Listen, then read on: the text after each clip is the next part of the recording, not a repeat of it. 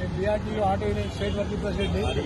ఈరోజు ఈ ర్యాలీ చేయడం కారణం ఏంటంటే గత 2 రోజులుగా మా ఆటో డ్రైవర్లు సోదరులందరూ 24 గంటల్లో 14 గంటలు పంపులు పడుతున్నారు. ఇంటికి పోకుండా పెళ్లి పిల్లలు చూసుకోకుండా కారణానికి గల యుద్ధం ఇరాన్ యుద్ధం అని చెప్పి అంటున్నారు.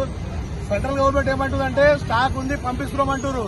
కానీ స్టేట్ గవర్నమెంట్ పట్టించుకోకుండా మా డ్రైవర్లను పట్టించుకోకుండా చొరవించుకోకుండా ఈ పంపుల మీద విచ్చలవిడిగా మొత్తం బ్లాక్ మార్కెట్ చేసుకుని 50 రూపాయల గ్యాస్ 95 రూపాయలు 100 రూపాయలు అదే 500 రూపాయలు పోసుకుంటే 200 ఎక్స్ట్రా ఇస్తే మాత్రం పోస్తున్నారు.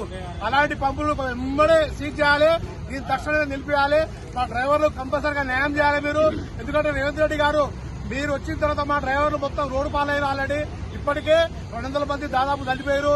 మొన్న ఈ 4 రోజుల కాలంలో ఎల్పీజీ కొరతతో 3 చనిపోయారు. ఇప్పటికే ఎందుకు చెప్తున్న విషయం అంటే మా డ్రైవర్లకు మీరు వచ్చిన కాడికి ఏం చేయలేదు.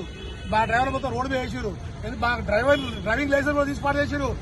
విన్నర్ కూడా చేస్తున్నారు. మీరు మొత్తానికి ఒక ఆటో ఫిట్నెస్ పోవాలంటే ఇలా 1000 రూపాయల రూపంలో మీరు రేడియో వేస్తున్నారు.